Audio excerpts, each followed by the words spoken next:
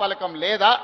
ఆనాడు కాంగ్రెస్ పార్టీలో మంత్రులుగా ఉన్నవాళ్ళు ఇవాళ బీఆర్ఎస్ పార్టీలు ఉన్నారు. వాళ్ళని గుండె మీద చేసుకొని చెప్పమని నేను అడుగుతున్నా.